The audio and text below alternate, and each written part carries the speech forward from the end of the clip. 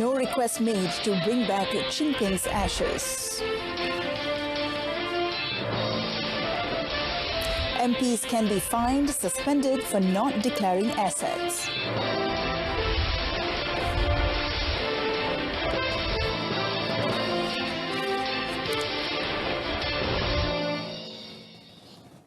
Hello and good evening. I'm Mohamad. Welcome to News on 2. Seoul accorded an official welcome to visiting Prime Minister Tun Dr. Mahathir Mohamad at Seoul Air Base today with the popular song Standing in the Eyes of the World. Now, the song, synonymous with the Malaysian premiere after the Commonwealth Games of 1998, was performed by the South Korea Military Performance Group and Brass Band. On hand to welcome the Premier at the airport were Korea's Minister of Health and Welfare Park Neung-hoo, South Korea Ambassador to Malaysia Lee Chi-byung, and General for Protocol Affairs Commander Bae Soon-wook from the 15th Special Missions Wing. Also present were the Minister of Foreign Affairs Datuk Saifuddin Abdullah, Minister of Communications and Multimedia Gobind Singh Deo, Minister of Health Datuk Sri Dr. Zulkifli Ahmad, and Minister of Water, Land and Natural Resources Dr. A. Xavier Jayakumar, Malaysian Ambassador to Korea Datuk Muhammad Ashri Muda, and Malaysian Defence Attaché in Seoul, Colonel Muhammad Sobirin Muhammad Yusof. Soon after the arrival, Tun Dr. Mahathir inspected the Guard of Honour after the national anthems of Malaysia and South Korea were played. This is the Prime Minister's first official visit to South Korea since assuming the post as Malaysia's 7th Prime Minister in May 2018. During the visit, Tun Dr. Mahathir will lead the Malaysian delegation to a bilateral meeting with South Korean President Moon Jae-in. Both leaders are scheduled to witness the signing of 4 memorandums of understandings tomorrow. On top of attending official programs, the Prime Minister is also scheduled to participate in a roundtable business meeting with South Korean captains of industry. The Premier will also take the opportunity to meet with the Malaysian diaspora in Seoul. There was no request for permission to bring the ashes of Communist Party of Malaya or CPM leader Jinping back to Malaysia. The Deputy Prime Minister, Datuk Sri Dr. Wan Azizah Wan Ismail, said no one had submitted any application to bring the ashes back into the country. She said the matter would be looked into by the relevant authorities. Datuk Sri Dr. Wan Azizah said several factors must be taken into consideration in regards to the matter. The Deputy Premier said she received a message from MINDEF that no application had been made. Tidak pernah menerima permohonan atau apa ni tentang bawa balik ashes dia, ya, abu daripada mendiang Jinping. Jadi kita juga fikirkan ada sensitivity bahawa masa komunis dulu ada juga jasa dan pengorbanan perwira kita dulu. She said this after opening the Smart Technology for Smart City Summit 2019 today. It was reported that the ashes of the CPM Secretary General, who had insisted on being buried on home soil, was returned to Malaysia and dispersed at 2 locations in Perak. Jinping, whose real name was Ong Boon Hua, died of cancer in Thailand in 2013, a month before his 89th birthday. Chai Kan-fook, who leads a committee in handling Jinping's ashes, said the remains were scattered at a hillside near Chemor and at sea about 3 km from Lumut. Members of Parliament who fail to declare their assets by 5th December can be suspended from attending the Dewan Rakyat proceedings or fined 1,000 ringgit. Minister in the Prime Minister's Department, Datuk Liew Vui Keong, when announcing this, added that action will be taken by the Speaker for contempt. In July, Parliament approved a motion that all MPs must declare their assets by 1st October or face censure by Parliament's disciplinary panel. However, the Dewan Rakyat decided yesterday to extend the date for declaration of assets until next Thursday. Under the motion, MPs must declare their assets and those of their spouses, adult children and trustees. The declaration must be presented to the Dewan Rakyat Speaker with a copy forwarded to the Malaysian Anti-Corruption Commission. Sekiranya mereka tidak membuat pengisytiharan harta nanti apabila selepas deadline, terlebih saya rasa notis telah pun diberi dengan mencukupi kepada mereka.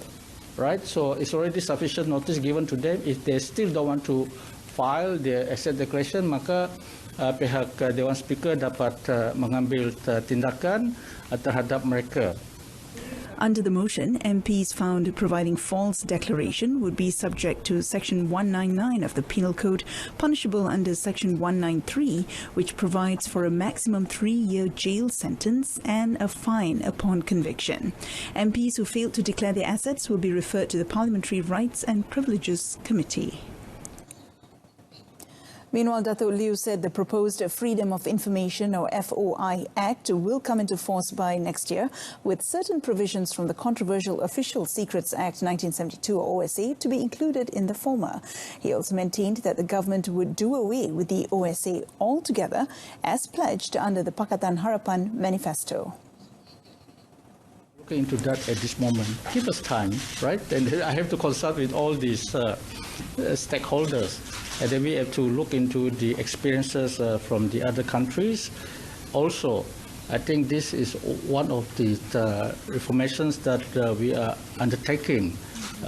And I believe that the manifestos that we had on these law reforms are being actively taken care of, and we are ensuring that the promises that we made with regard to law reform will be carried out fully. Datuk Liu said this after attending the National Stakeholders Consultation on the Right to Information legislation in Putrajaya. Commenting further on the proposed FOI Act, Datuk Liu said the government has received various feedback from all levels of society and that changes could be expected to be seen soon. Earlier in his speech, the minister said the formulation of the law required in-depth and holistic study to ensure it would not contravene with any existing laws.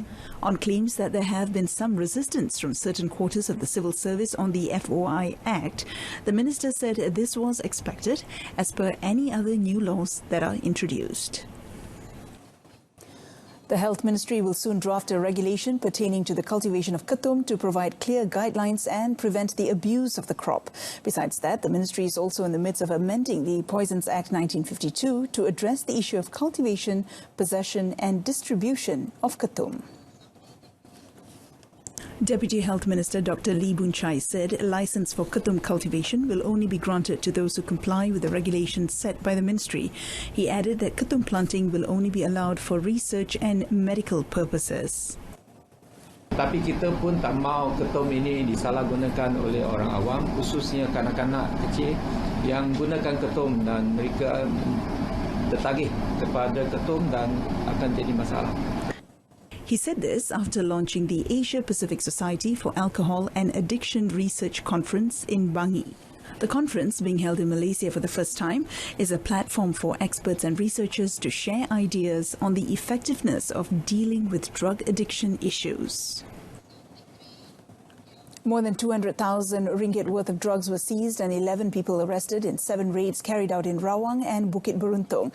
Bukit Aman Narcotic Crimes Investigation Department NCID Director Datuk Muhammad Khalil Kadir Muhammad said 7 locations were raided, including a cattle barn in Kampung Timah, Bukit Beruntung, which was used as a drug processing lab. Datuk Muhammad Khalil said among those arrested was a chemist for the syndicate, along with the mastermind of the operation. Hasil daripada rampasan ini, kita telah merampas sebanyak 15.97 kilo berat heroin yang bernilai 212,000, manakala kafein pula ialah sebanyak 28.8 kilo, iaitu 10,000. Total kilo ialah sebanyak 44.77, manakala nilai rampasan bernilai RM222,960 dan nilai sitaan pula ialah sebanyak 3 buah kenderaan yang kita nilaikan sebanyak 33,000. Briefing reporters today, he added, initial investigations revealed that the chemist learnt from other inmates during his time in prison on how to produce drugs. He said the syndicate chose to operate their drug lab at a barn in the outskirts in an attempt to evade the authorities.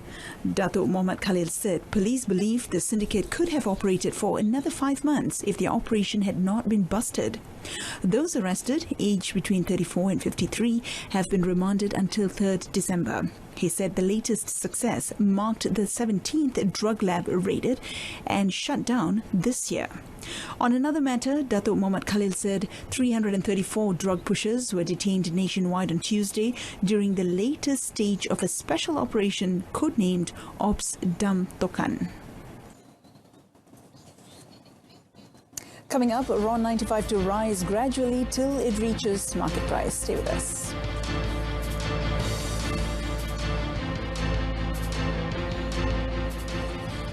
The government has no intention to use DNA testing as a sole conclusive evidence in its criteria to award citizenship. Deputy Home Minister Dato' Mohamad Aziz Jaman said the government only uses the DNA testing as a supporting document for citizenship applications, especially to confirm the blood relations between a child and their parents or other siblings.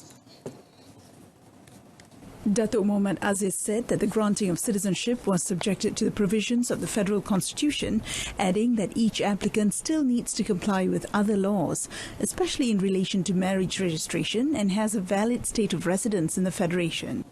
Kaedah perekodan taraf kewarganegaraan individu yang dilahirkan di Malaysia oleh Jabatan Pendaftaran Negara adalah selaras dengan peruntukan di bawah bahagian 3 Perlembagaan Persekutuan, Citizenship Rule 1964.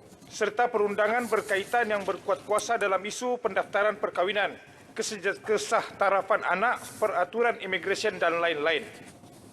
Speaking at the Dewan Rakyat today, Datuk Mohamad Aziz also said that the government would not recognise any person with dual nationalities, and those who have any information about it should lodge a report with the National Registration Department.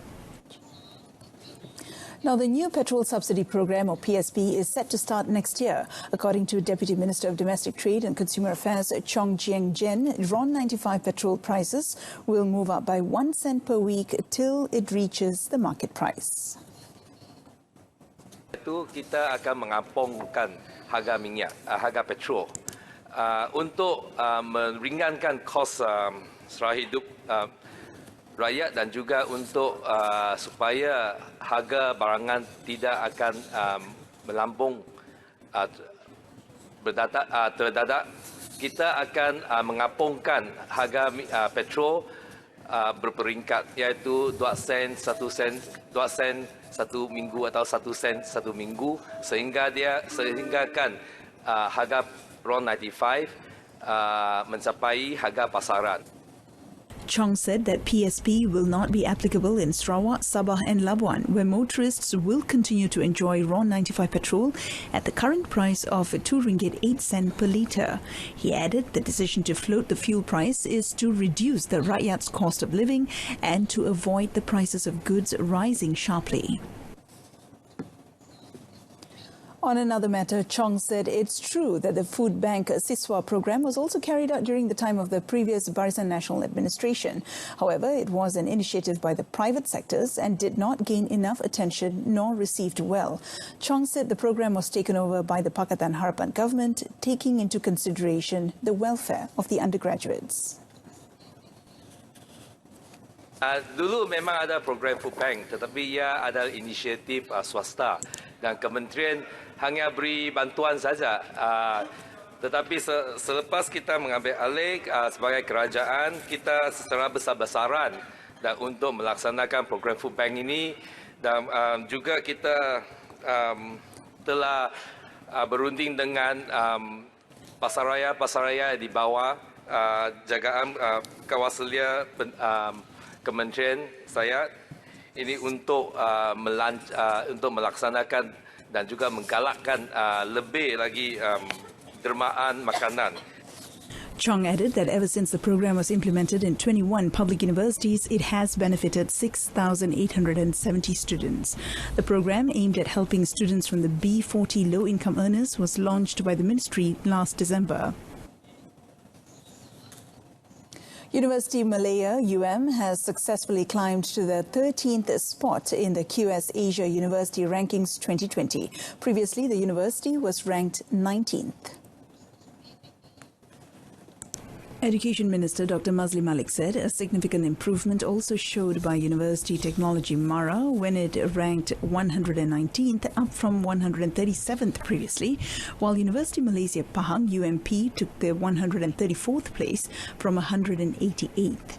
He said all of these were the results of a holistic approach that had taken place since June 2018, adding that the ministry also is of the opinion that the ranking of a university should be valued based on subject specialization. Universiti Malaya misalnya telah berada pada kedudukan ke-15 dunia dalam bidang kejuruteraan ataupun engineering berdasarkan US News and World Report. Kementerian sentiasa mengambil semua langkah yang perlu untuk meletakkan universiti awam kita di peta dunia. Dan begitu juga dengan universiti-universiti swasta untuk berada di peta dunia juga. Pelbagai inisiatif telah dilakukan ke arah tujuan tersebut. Dan kebanyakan inisiatif ini dilakukan secara tidak konvensional dan secara radikal. Antaranya ialah proses pengantarbangsaan. Speaking at Dewan Rakyat, Dr. Mazli said, as at 31st December last year, there were 20 public universities and 452 private higher learning institutions, which have 552,702 and 576,982 students, respectively. Malaysia's economy is looking bright next year despite the pressure from the United States-China trade dispute and the slowing growth. Aberdeen Standard Islamic Investments Malaysia Sdn Bhd Chief Executive Officer Gerald Ambrose said the country will do well following the stable currency and good outlook. Ambrose said the firmer US dollar is about to turn around, which will strengthen the ringgit against the greenback in line with the renminbi. Renminbi is the classic emerging market currency, and with it goes the ringgit, the baht, the rupiah, the peso. So I do think that with that turnaround, that change in the valuation so that the ringgit will start to strengthen against the US dollar in line with the renminbi will lead to a turnaround in the market, and there are some tremendous opportunities here in Malaysia. Ambrose said this on the sidelines of the Market Outlook Conference 2020 today. He added sentiments in making ASEAN an investment destination of choice will attract more investors to Malaysia.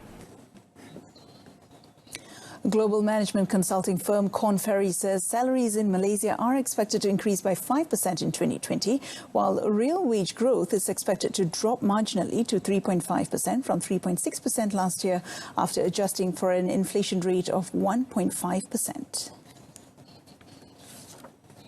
Its Asia-Pacific leader for rewards and benefits practice, Mary Chua, said, while Malaysian employers are budgeting for the same level of salary increase of 5% for 2020 as they had for 2019, real wage growth will decrease in 2020 when inflation rate is considered.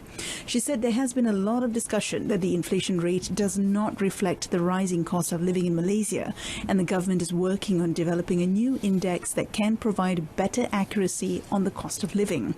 Now, the new index can be used alongside the inflation rate to shore up efforts in addressing the rising cost of living and the diminishing real wage increase.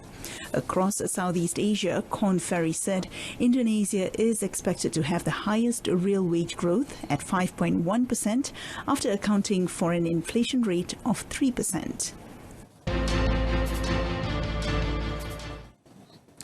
Transport delays, footballers training in the streets and 2 toilets in 1 stall. A chaotic final build-up has put the Philippines under pressure before the Southeast Asian Games open on Saturday. Now, the worst incidents have spilled forth under the hashtag #SeaGamesFail, including scaffolding clinging to an incomplete stadium renovation and a temporary press room built from unpainted cinder blocks.